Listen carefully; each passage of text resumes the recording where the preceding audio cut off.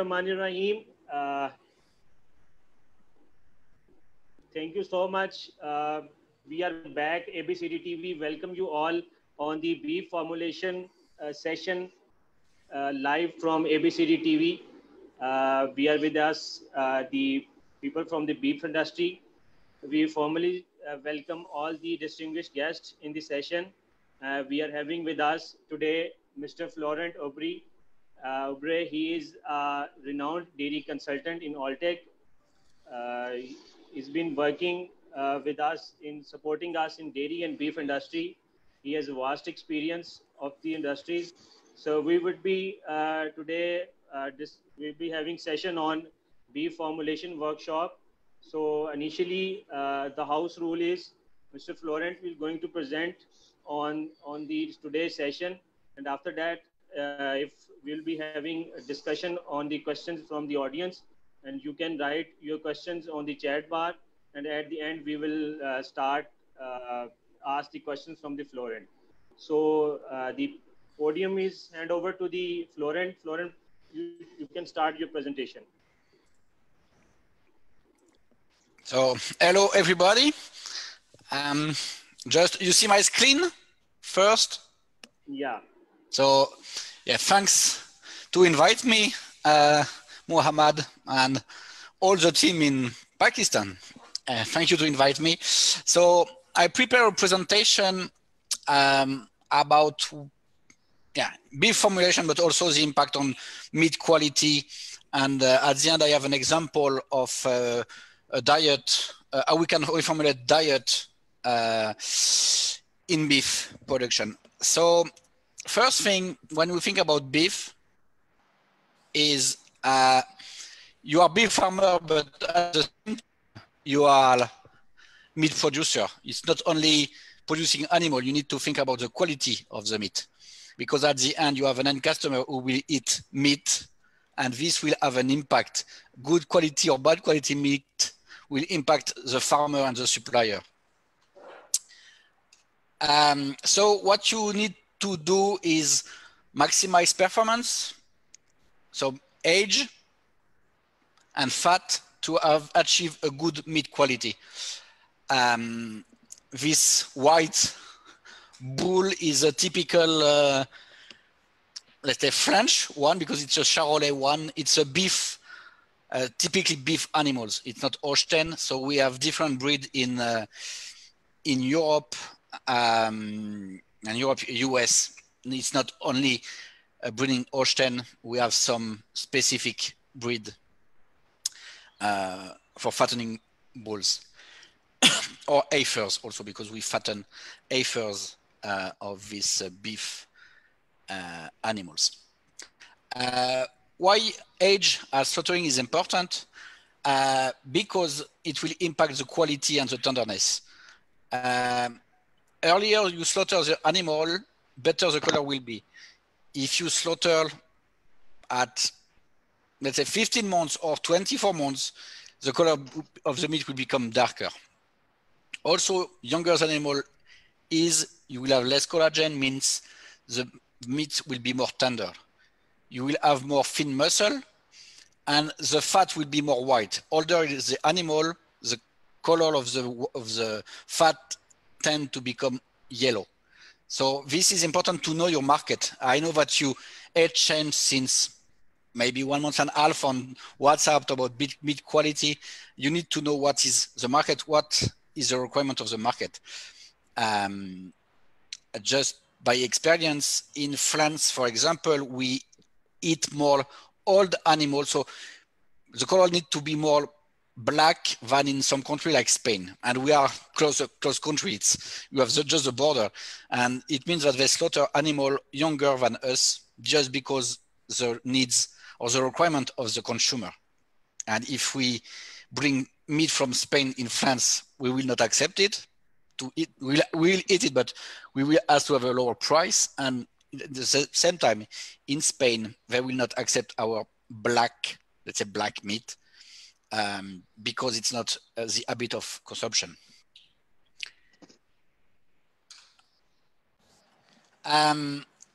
What you need to in this presentation, you will have some number that you need to know and to look at to perform well your fattening farms. One of them is the feed conversion rate. So we try to achieve 6.5 to 7. So it means 6.5 kilo dry matter intake for 1 kilo average daily gain. And if you reduce 1 kilo dry matter intake, you will lose 150 grams of average daily gain. So it means you need to feed ad libitum feed to animal. This is a cost, but you need to maximize the feed intake and maximize the growth. I like these two slides. Maximize growth and nutrition. So you can feed this type of mountain animal with glass, or these are typical beef breed from Europe. I'm sorry, sorry to stop you. Can you please explain FCR again? I could not understand FCR. So I come back to the previous.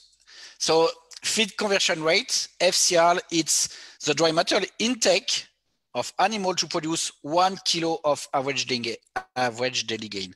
So you need to measure first what is the feed intake and also average daily gain. So you need to know the weight of animal when they enter the barn, when they go to slaughterhouse, and mainly, I don't know, 60% of the farm weight their animal, let's say 2 months after they arrive, 4 months, to be sure that the feed conversion is good. If you measure this the day before the animal go to slaughterhouse, you can do nothing for this animal. It's just my number is good or my number is bad, but you cannot control. It's not like in milk production, as every day you milk cows, so you have an amount of milk. So you cannot say in beef production it's good or bad my average daily gain if you don't measure it. So this is a critical point for sure to measure this average daily gain. So yeah, there is always a question: what is the best, a cheap diet, expensive diet? As I said, you need to measure what is the cost of the diet, what is the average daily gain, how many places in the barn you have, how many animals you will slaughter per year. I have example in France where we reduce the age to slaughter around 1.5 months, means that you have more animal produced per year. So the income for the farm will be higher. The cost of the diet can be a little bit higher, but if you produce in a less time, you will have better financial results. Is it possible to use low-cost diet and guarantee great performance and optimal meat quality? The answer will be no. We have some data I will show you. For example, here, if you give only corn silage diet without no concentrate, nothing, daily gain in kilo will be 0.3, so 340 grams. If you use silage with concentrate, it will be 1 kilo.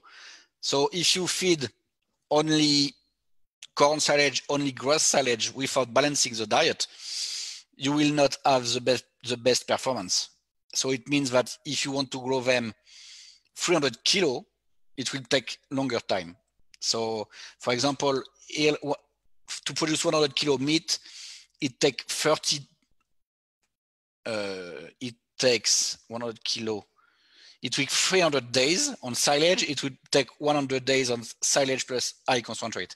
So you need to look at this. How we look at this diet, we use software. So for example, here you have two diets, one basic diet, low in energy, low in protein, but for sure the time to grow them will be higher. Dry matter intake is the same, diet costs more, but at the end, the animal will stay less in the farm. This is what these two diets are. The average daily gain of the first diet would be 1.35 kilo a day. The other one with more concentrate will be 1.55. You have more concentrate, so the forage concentrate ratio will be lower. Feed cost is higher, but look at day to slaughter at 750 kilo. I know it's not something common in your country, but I have this data to explain how it works. It took 245 days or 213 days to grow this animal. Cost of the diet will be a little bit higher, but maintenance will be lower, and cost of production will be lower also to produce this animal. And the cost to produce 1 kilo of meat will be lower. So these are some numbers. I will show you at the end of the presentation a tool that I will share with the team in Pakistan. I'm more or less sure that they didn't know that this tool exists, but this is important to know this number. Also, if you slaughter older animal, the average daily gain decrease in the last months. So earlier you slaughter animals, better will be the average daily gain. Older animals don't have a good efficiency.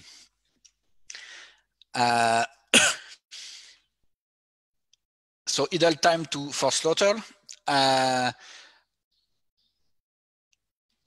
Here in this case, you have you see this increase of cost of production of 1 kilo of meat.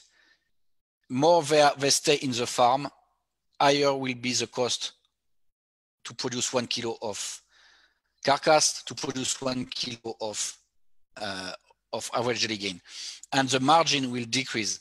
So you need to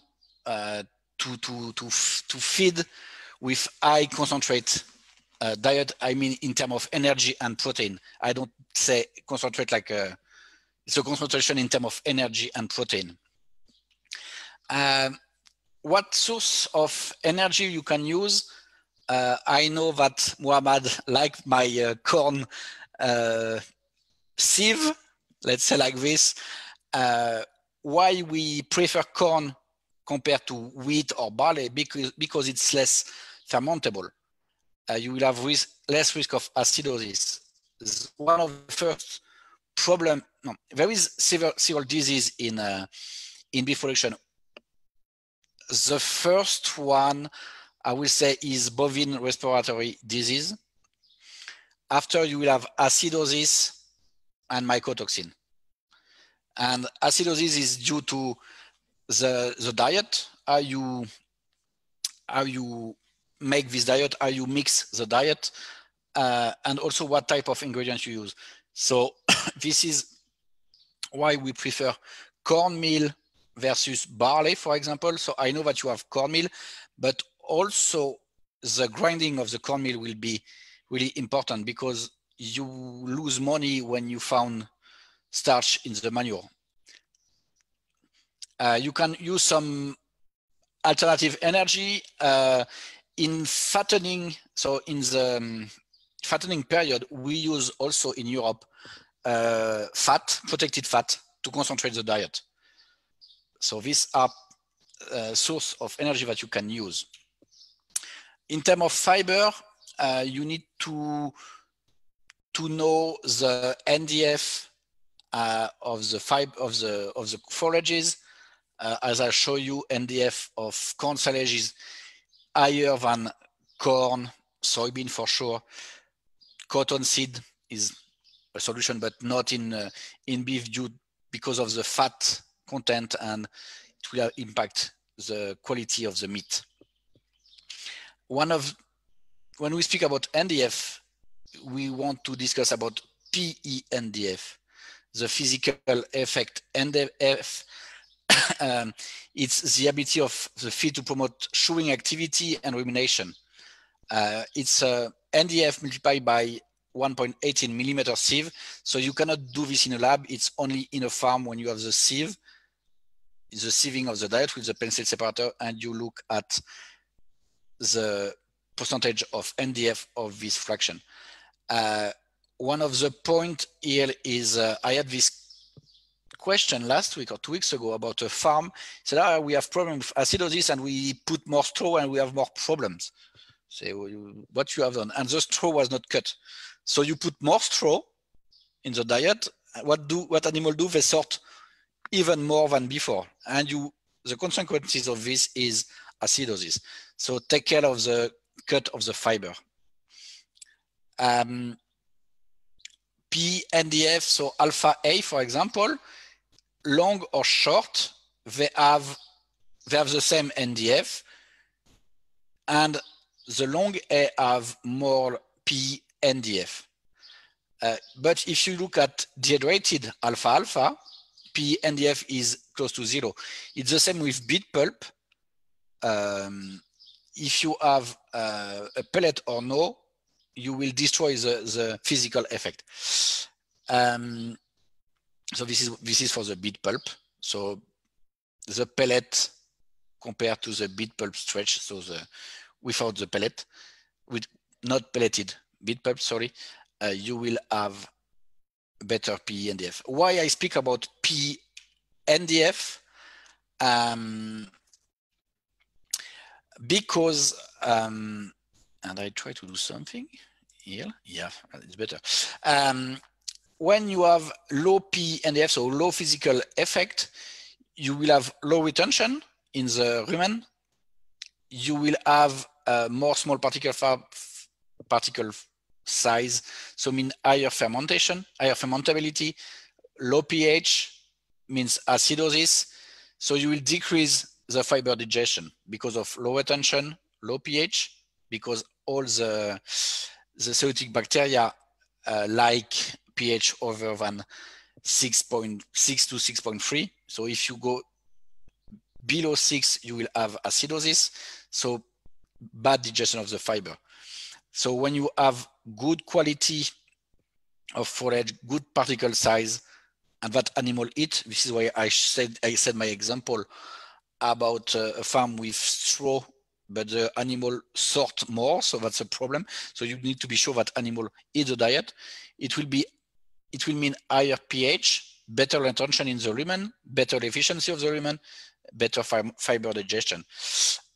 What you need to do is using the pen state separator. So there is no real indication from Penn State University, because this Penn State separator has been created for dairy cows. But as a first target, we can use highlighting cow target for the TMR in terms of number to start to work with the diet. And after, what you need to look is what happened in the manure. Do you have some grain? Like, as I told you, the cornmeal, if it's not well grinded, you will find in the manure. Do you find a lot of fiber in the first sieves? So undigested fiber means a lack of ammonia, for example. So these are the 2 points you need to look. Look at the diet, the Penn State, and look what happened in the manure. You need to link them. So when I said acidosis, what you will see, look at this white bull in the middle. You see bloat. This is an AV acidosis. There is a lot of gas in this animal, and you can see the manure behind him. It's liquid manure. So if you see animal with EV bloat like this, it means you have acidosis. What will happen when you have acidosis? You have less growth, less fat coverage, you will have lameness, you will have animal nervous, so they will start to fight. You will have high risk of enterotoxemia, so this is another problem in the beef production, enterotoxemia.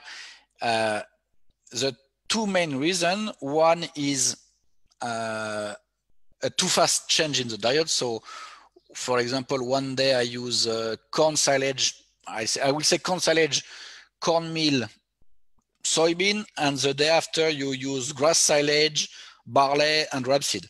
And for sure, you will have enterotoxemia. Urolithiasis, it's a problem with the calcium, and it will be linked also to acidosis. The other problem with enterotoxemia, where it comes from, it comes from a bad mixing of the diet. So it means that some animal will eat the fiber and some will eat the concentrate. And also acidosis will impact the meat quality. So as I said in the first slides, depend on what the consumer wants, what you want to do with this meat, but the quality is really important. You will have less, it will be more juicy meat, but really juicy, not, and you will have problems with the storage also of meat from animal who had acidosis. This is point that you need to look. So this, I said, bloat. You need to look at the feet. If you start to see pink feet, like in dairy cows, it means acidosis. Look at the back of animal. If you have liquid manure, it means that you have a risk of acidosis. This type of things, animals are nervous. They do strange things. This is also linked to acidosis. Another point I said is the mixing, the mixer wagon.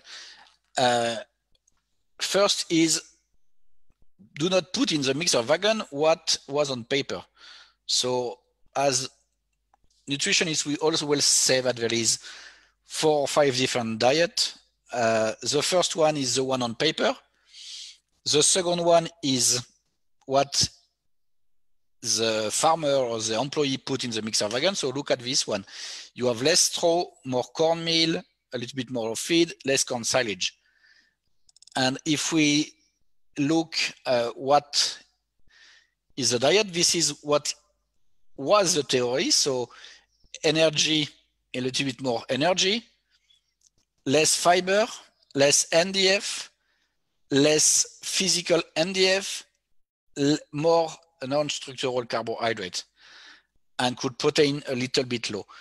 So the diet is different, and this will create problems, as I said, like acidosis, enterotoxemia. So the accuracy of the mixing is really important. This have been done, in UK, and they look at 15 daily TMR, and they found variation plus minus, it's not plus, but they find 50% difference in soy, for example, between what was on paper and what is the reality. And so everything is, but nothing is correct. Also, the mixing time ranges from 15 minutes to 47 minutes. So under processing the diet is not good, but over processing will create also problems. So accuracy in the feeding, in the preparation and in the feeding will be important. This guy, Nosek, said that high quantity of ruminal degradable protein can lead to digestive dysfunction, low fertility, lameness, and enterotoxemia. Yes and no. Yes, when we said ruminal degradable protein, it's fraction A, B1, B2. B3 is a slow degradable protein in the rumen. If you use pure urea, for sure you will have problem. These are the different protein fraction. So urea is fraction A, 90%. So it means it's fast degradable. It will be degradate in approximately 20-30 minutes in the rumen. So it means that you will have a peak in the rumen, and we test this in some steers in UK in Alltech using Optigen versus urea, and we see the peak of ammonia in blood 20 minutes after feeding the animal. So you feed the animal and you see the peak of urea 20 minutes after in the blood, means that you have this urea circulating. So what happens when you have ammonia, sorry, in the blood? The liver need to detoxify because ammonia is toxic. And after it will be excreted in urine, and a part of it will be recycled in the saliva. But when it's in urine, it's a loss. And also to detoxify, the liver will use a lot of energy to detoxify this ammonia. So it means that you try to feed animal to give them energy, and what you do if you feed urea, your animal will use some energy to detoxify. So it's a loss for the farmer. All this fraction, we look at this on the software. It's you do not need to learn this number. The software will do it by himself. There is no problem on this. But we have to remember that every time we feed a cow, a beef, a sheep, a ruminant, we feed first the bacteria that feed the rumen, and you feed the cow. So that's the most important thing. We always think about the rumen bacteria, not the cow.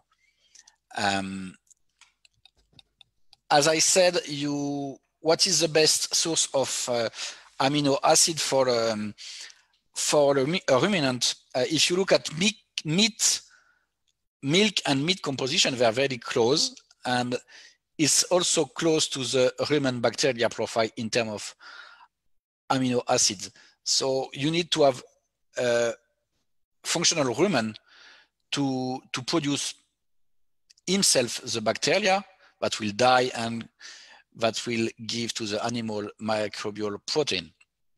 So an healthy rumen, I mean, no acidosis, take care of mycotoxin.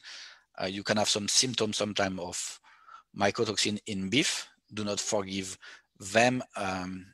It's by experience in my country, we have in the same farm beef and dairy cows, and sometimes we feed the bad silage, so the one with mold, to the beef, and we give the good one to the lactating cow. And we don't understand why animal didn't perform well, just because we feed mycotoxin to the bull.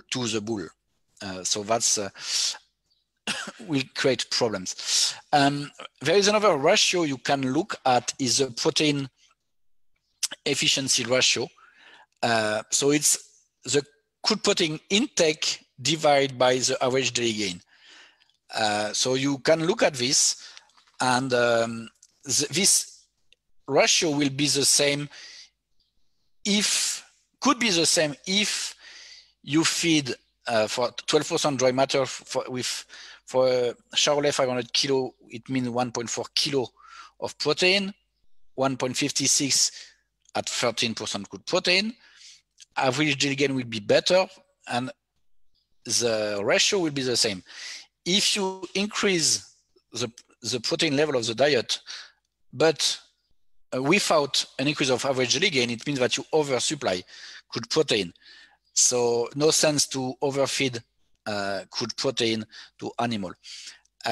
This is a trial done in 10,000 head in Italy.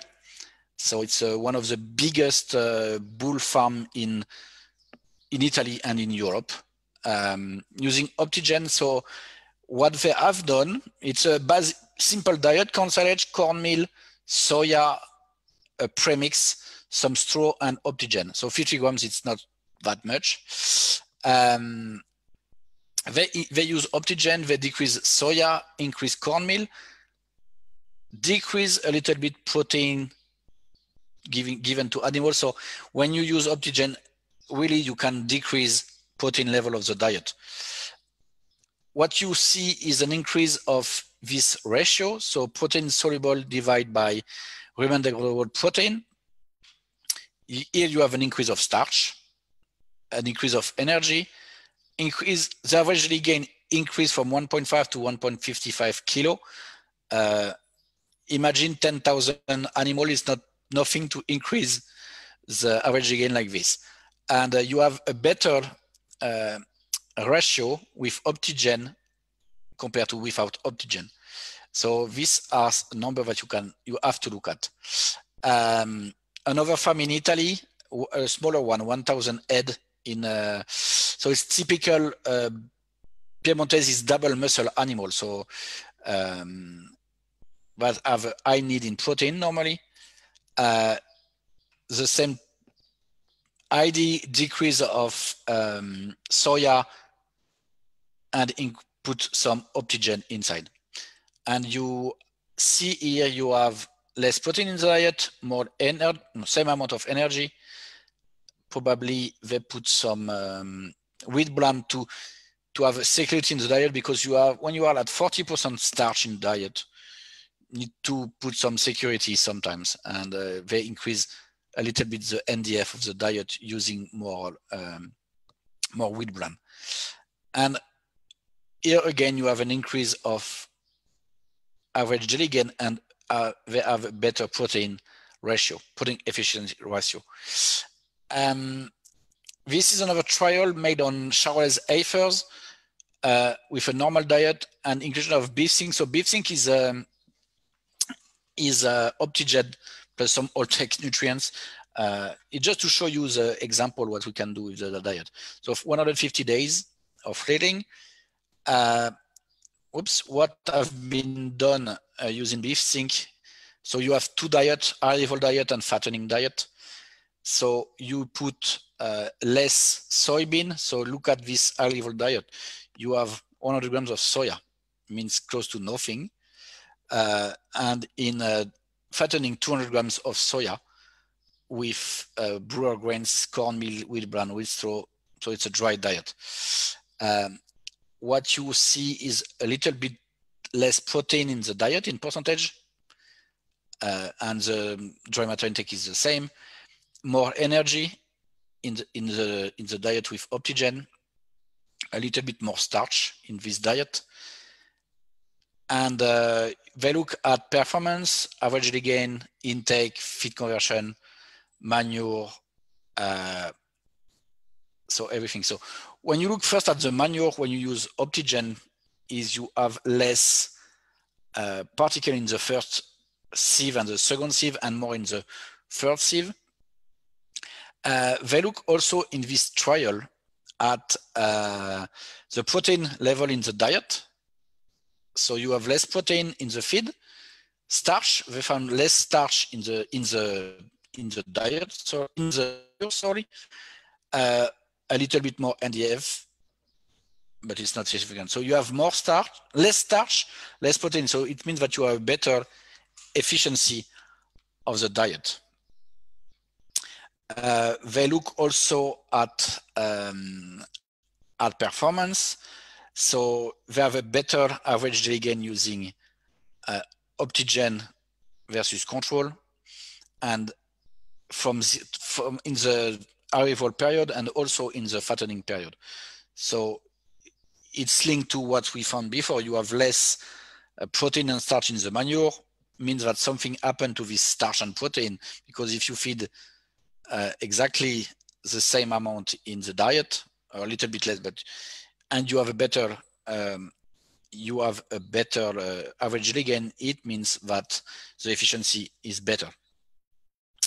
And these are average daily gain. So always in all the period it's better, and also the feed conversion rate is better using Optigen compared to control diet. Even if we start with good feed conversion rate, 6.9, I said 6.5 to 7 is a target. So 6.9, it was not so bad, but we improve this feed conversion rate. So we had better performance. They also look at the in vitro fermentation model of the two diet they sent to the lab, and what they found is there is a better microbial biomass production with the diet with Optigen compared to the non-Optigen diet. Also, they look at cost, and it costs a little bit more with with the product Optigen plus some Alltech product, it means €5 more, but they add a better weight.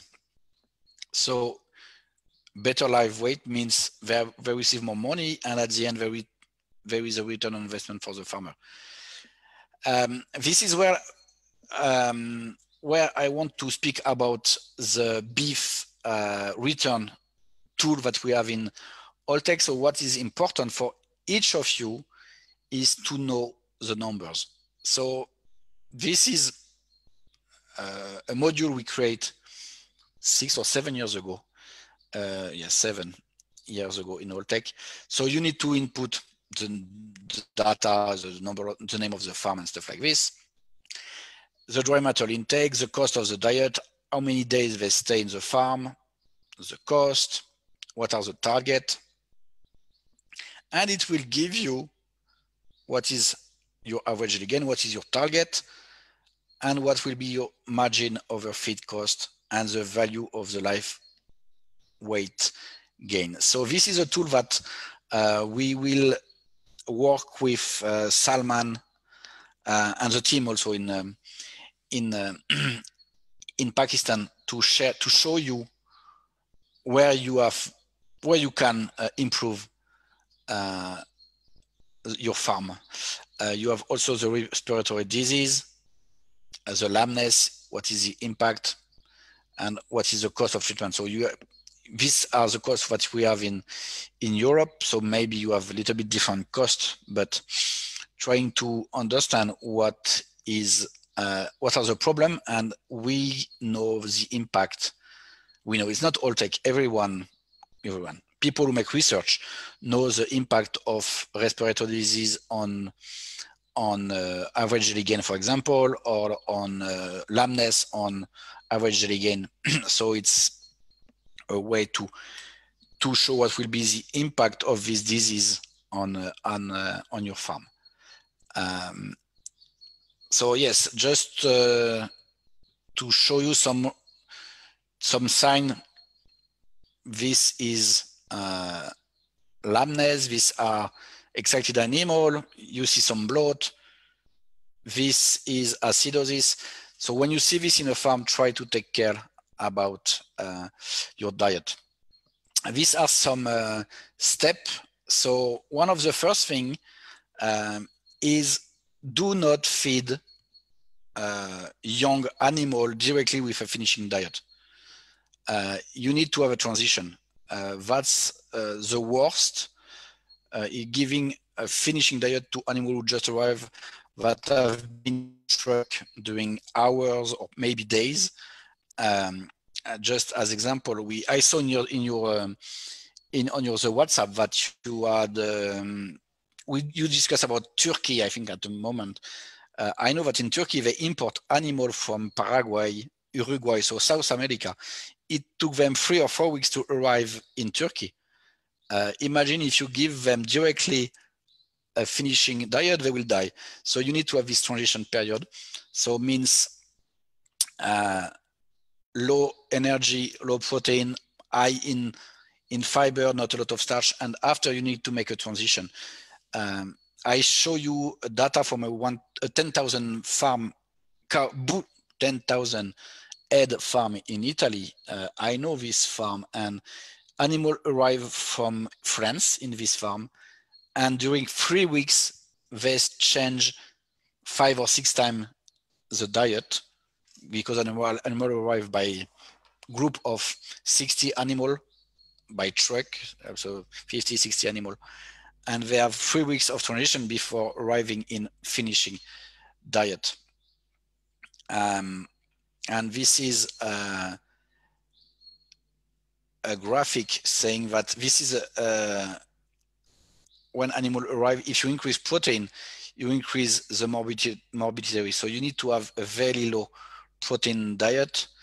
And if you increase, so it was in 1983, so it's a little bit, it's not young study, but you increase morbidity and severity of problem also if you increase energy. So low energy in arriving diet is the best way to be sure that your animal will survive. That's the first point, because if you have dead animal, it will cost you a lot. And also sick days, when animals have acidosis, it takes time for them to recover, and you lose days in fattening.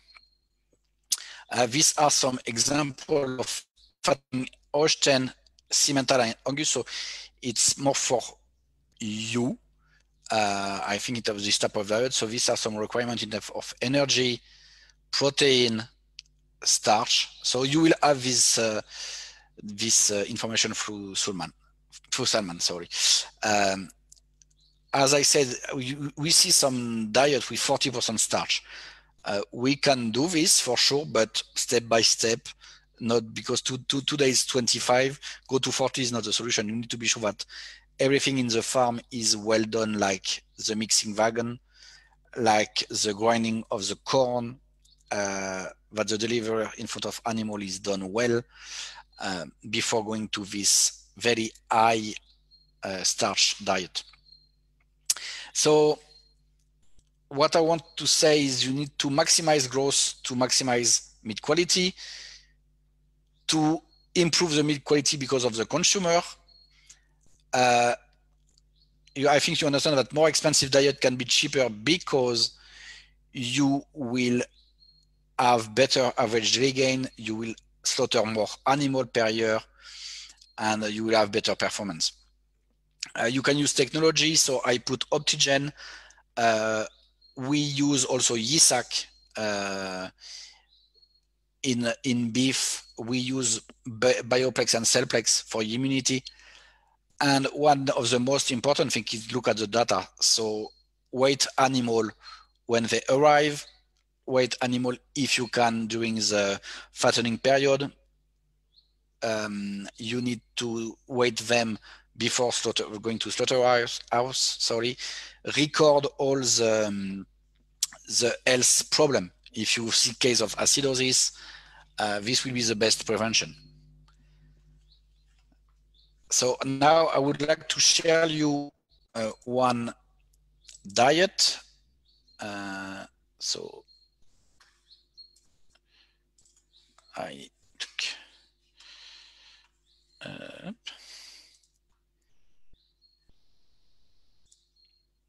yep.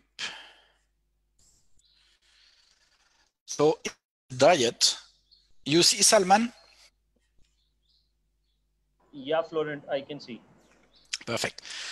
So this is for one of these muscle animal. So the diet is not, it's corn silage, barley, grass seal, soybean, wheat straw, a blend of minerals, sodium, chlorine. And what we have done in this farm, we put Optigen. So the cost of the diet is a little bit lower in this farm.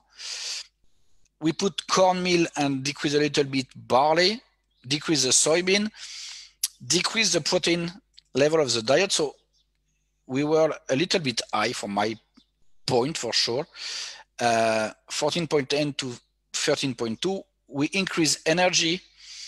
We increase the soluble crude protein divided by rumen degradable protein ratio, means a better usage of protein by the rumen bacteria. This ratio is important for the cellulitic bacteria. They need 100% of the cellulitic bacteria need ammonia to grow. So this is why we have this ratio. Also, we increase the starch of the diet. So just by the number like this, for this type of animal, we gain 120 grams average gain by the number. After, for sure, you need to have a good mixing, as I explained before. And at the end, because it was 3 years ago, it's an old customer, not an old, but yeah, relatively old customer from me. We increased 200 grams of average daily gain using this diet. So he was having 250 bulls a year, and now he can slaughter 300 bulls a year. So he have a little bit cheaper diet, and he can send to the market more animals. So it's more efficient for him, for his farm. So that was what I wanted to show you. I know that I have masters now in Pakistan to make diet, so I have no problem. And if you want to share your diet, I can help you for sure. So if you have question now. Yeah, Florent, it was a great session. Thank you so much. You covered each segment of the beef and also the segment of the portion of the diet formulation. You shared how you reduce the cost and still getting the good average daily gain. Florent, in Pakistan, as already discussed, we are discussing in the beef club. We are having the crossbred animals, local crosses and imported local crosses, which are being used in the beef segment.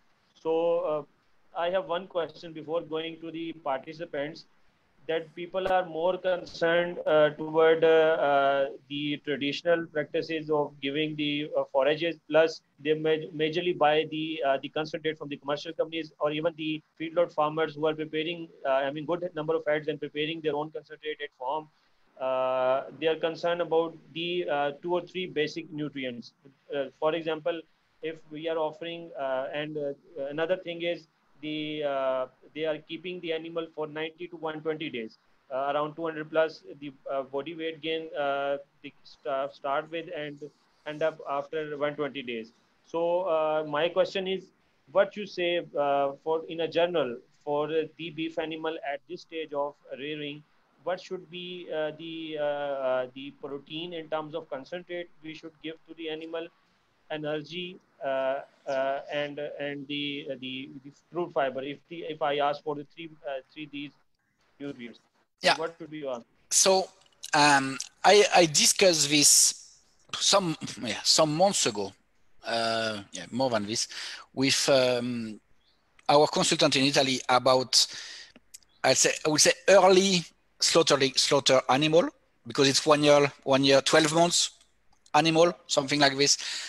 Because I had a question from Saudi Arabia, because they're in the same market, and he said, go from you need to make this adaptation diet first, the one I share with less than 13 good protein, UFV 09, crude fiber, NDF more than 30%, starch less than 28, and after go directly to finishing diet, no fattening diet.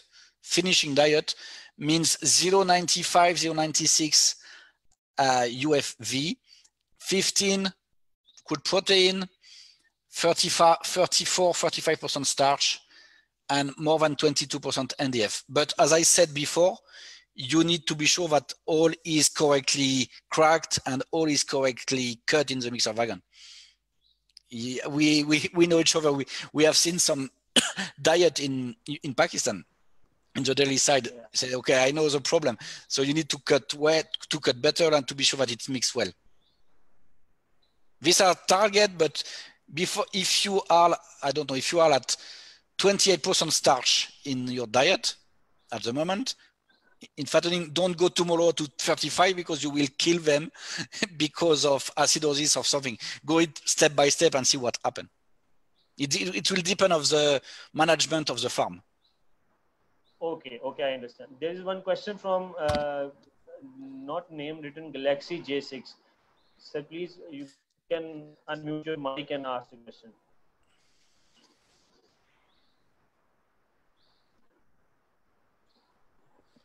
Can you please unmute your mic so that we can hear you? Ji. Yeah. Ji. Yeah. Assalamualaikum. Welcome. Yeah, my question is similar to Muhammad Salman. Is there any protein and energy ratio in fattening? And also the source for energy, what would be the source for energy? Either energy from cereal grains or from any other best source for energy in fattening farms? So the energy protein ratio, I didn't use the ratio. You can use it because I give you protein and energy level, so you can make a ratio, but I don't use it. It's me. We don't use really the ratio. In terms of what type of grain, I didn't put it. What type of ingredient? What are the maximum level you can accept? For example, I know that you use corn in Pakistan. You don't use barley and wheat, so it's not a problem. In some country like mine, for example, in France, we have wheat and barley a lot more than corn. So we cannot go up to 2 kilo of wheat because you will have acidosis for sure. 2.5 kilo of this cereal, and you can go up to 4-5 kilo of cornmeal. But as I said to Salman, sorry, you need to don't do this in one day. If your diet is 2 kilo of cornmeal, don't give them 5 kilo tomorrow because you will have some problem. You need to be sure of the management of the farm. Understand? Okay. Thank you. Anyone else having question? I request Sir Tanveer Ahmed, Dr. Tanveer Ahmed, to please add your points, or if you have any questions, any suggestions, please share with us. Yeah, sure. No problem. We are here to help you. If you have a question in the next day, or in the next month, there is no problem. And I will be happy to come back to visit some beef farm, Salman. Yeah. I don't know when, but. Thank you, Florent. It's a very nice talk. Actually, I'm also an animal nutritionist, but have not a very good knowledge of beef. But for dairy and poultry, I'm doing this formulation. So I do not have many questions because most of the things that have I in mind to ask that has already been clarified by you. Okay. So again, thank you for your nice presentation, and thank you. Okay, thank you. I tried because I see your WhatsApp, Salman, with questions. So I tried to cover what you asked about the meat, the quality of the meat, and stuff like this, and the diet. No, it's a very nice talk. Because we can make only one presentation during 1 hour if we want on the formulation of diet, but you have different stuff. I try to cover to be general. Yeah, you're right. You're right. Thank you. Thank you. One thing more, Florent, before, as time is also very less, we are having 7 minutes. So one thing from my side, as we are doing two type of farming right now in beef. One is the major portion is the traditional farming, where the main portion is the wheat straw, the fresh fodder, and very less quantity of beet pulp if available, and very less quantity of silage. On the other side, people are following the feedlot farming, having all the ingredients. So in terms of forages, what you suggest, either we should go similarly as we are doing in the dairy with the silages, or if the adding excess level of fresh forages and grasses along with the wheat straw, hay, and the beet pulp, are they good? Every ingredient can be used. I can share with you different diet, because if you, for example, I made diet for the biggest beef producer in Europe years ago, and he was forced because he had land to use a lot of grass silage.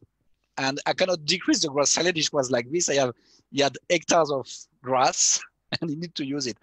And in the opposite side, I have diet with only straw and concentrate. So you need to look at the requirement in nutrients and balance the diet.